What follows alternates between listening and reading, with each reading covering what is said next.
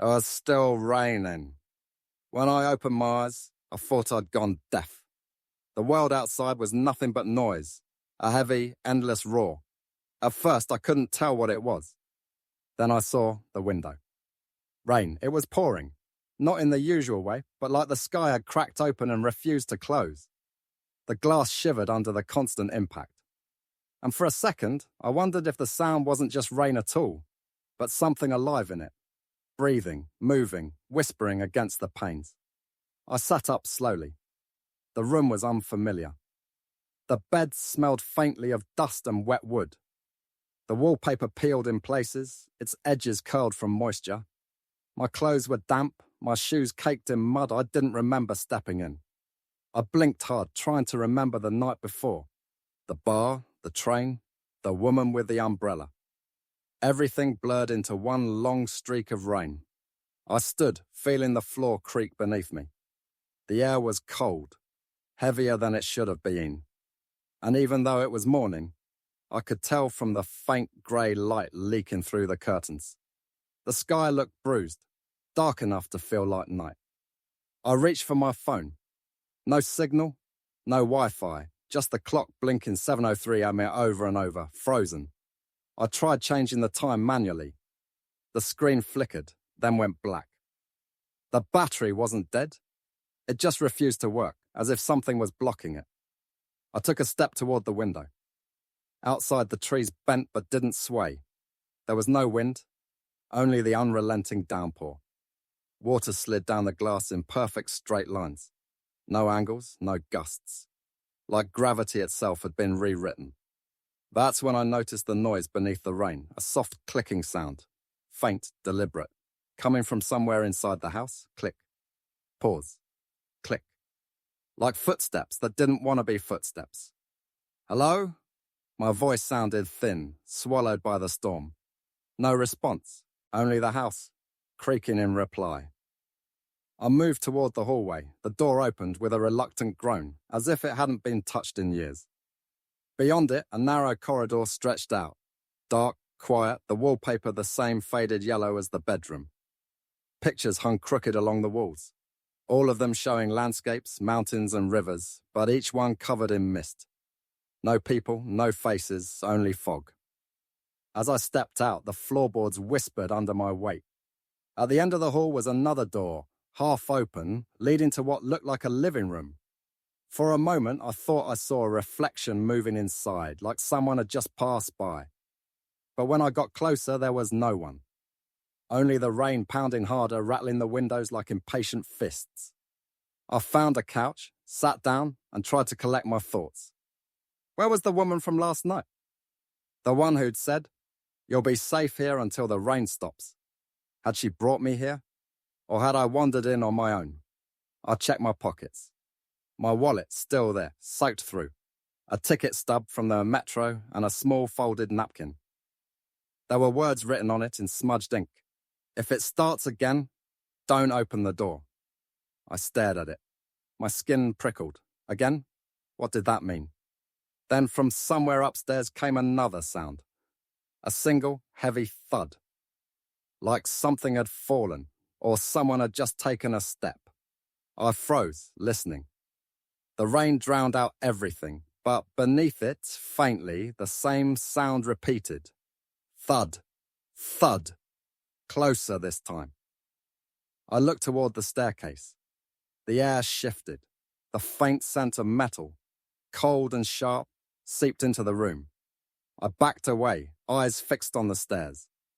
The noise stopped. Silence.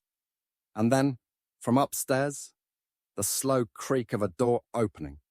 I didn't breathe, didn't move. Just waited.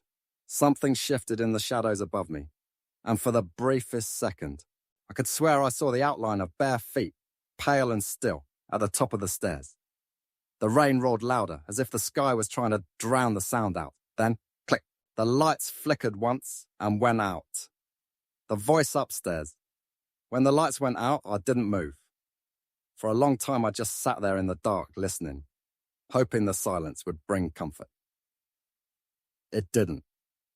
The house made small noises, the old kind, wood expanding, pipes groaning, something shifting inside the walls. And beneath it all, that faint clicking again. Sometimes from the hallway, sometimes above. Like the sound was circling me, learning the rhythm of my breathing. I wanted to leave, of course I did. But when I reached the front door, the handle felt warm. Not the comforting kind of warm. This was unnatural, like metal that had been touched by lightning. I pulled my hand back fast. Rain slammed harder against the windows, almost angry. It was like the storm was alive and it didn't want me to go. I needed to think, to remember how any of this started. It had been 3 nights earlier, maybe 4.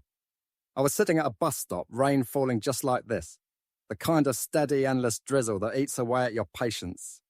My umbrella was broken, my phone dying, and every passing car splashed me like it was personal. That's when she appeared. The woman with the silver umbrella. She asked if I was waiting for the 6:40. Her voice was calm, melodic, the sort of voice you trust before you realize you shouldn't.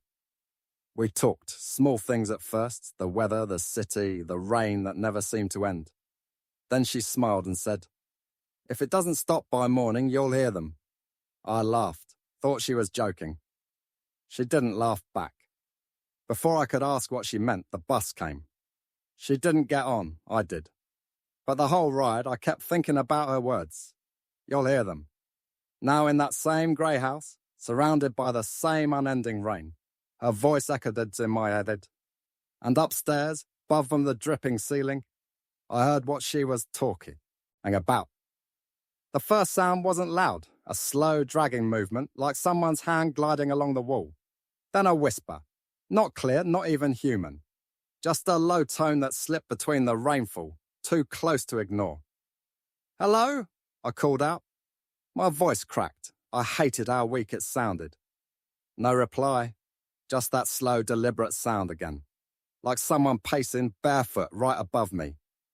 I found a flashlight in a kitchen drawer. The battery was weak. The beam flickered every few seconds. I aimed it up the stairs. The light caught on the old wallpaper.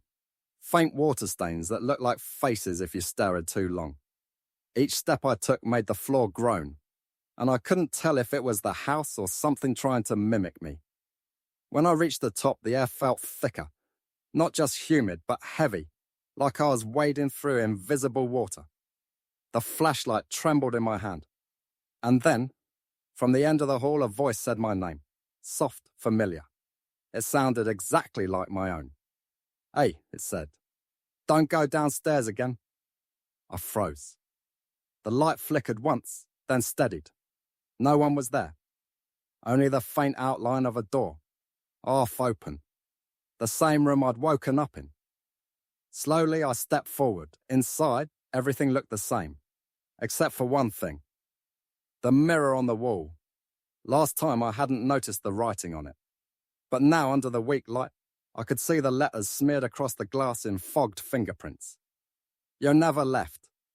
I stumbled back, my breath catching in my throat.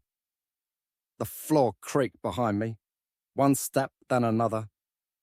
I spun around, but the hallway was empty again. The flashlight flickered. Something brushed past me, fast, cold, like a gust of air that carried a whisper with it. When it stops raining, that was all I caught. And then, from downstairs, the unmistakable sound of the front door unlocking itself. A slow metas, a click, followed by another voice, one I hadn't heard before, deep and calm. "Don't let it in." The door that shouldn't be open. I didn't remember walking down the stairs. One moment I was frozen at the top, the flashlight dim in my shaking hand. The next, I was standing halfway down the staircase, staring at the front door. It was open. Only a crack, but enough for a thin line of grey light to spill across the floor. The sound of rain had changed too. Not softer, just closer, like the storm had crept inside. The air smelled of wet soil and iron, but every breath felt like breathing through fabric. "Don't let it in." The voice from before replayed in my head, low and steady. Impossible to tell if it had come from upstairs, from outside, or from inside me. I tightened my grip on the flashlight, and stepped forward. Each board of the floor moaned beneath my feet, a tired protest against the weight of my decision. The crack widened as I drew closer. Windless rain hissed against the threshold. Then I saw it, a shoe print, right in front of the door, half in, half out, fresh, dripping, but no body to make it. I crouched. The water around it wasn't clear. It shimmered faintly, as if a light were bending through oil. The longer I looked, the more I realized it wasn't reflecting me at all. I stood fast, heart pounding. The reflection in that puddle stayed still. I pushed the door shut, the lock clicked back into place. One clean sound in a world that otherwise refused silence. I wanted to scream or laugh or run, anything to break the spell of waiting. Instead, I whispered, "Who's there?" And something whispered back. Only 2 words, soft, precise. "You stayed." The voice was right behind the door, like someone had pressed their lips against the wood. I stumbled backward until I hit the wall. The rain immediately grew louder, a violent percussion, as if the house itself were being tested. The power flickered once more. The lights came back on, dim, yellow and trembling, and that's when I saw the photographs. They lined the whole lot. I could swear they hadn't been there before. Framed pictures, all identical. A small 2-story house surrounded by a forest under a bruised grey sky. But in each photo, the rain was heavier, the shadows longer. By the last frame, the image was almost black. Only a faint window lit from inside. My window, someone had been taking pictures from outside while I slept. A sudden bang echoed from the basement. I turned toward the locked wooden door, the one I hadn't dared open since I woke up. Water seeped through the crack beneath it, forming dark trails that snaked across the tiles. It smelled like rusted coins and old raincoats. "Don't," I whispered to myself. But the door moved again, a slow inward pull as though the house were breathing. Each groan of the hinges matched the thunderless rhythm of the downpour. Something knocked from the other side. Once, twice. Then 3 short taps, perfectly spaced, polite, almost rehearsed. I remembered the note I'd found earlier. "If it starts again, don't open the door." It was starting again. The lights blinked once, then went out for good. Darkness swallowed everything. And over the sound of the endless rain, a new noise bloomed. Faint at first, then unmistakable, footsteps coming up the basement stairs.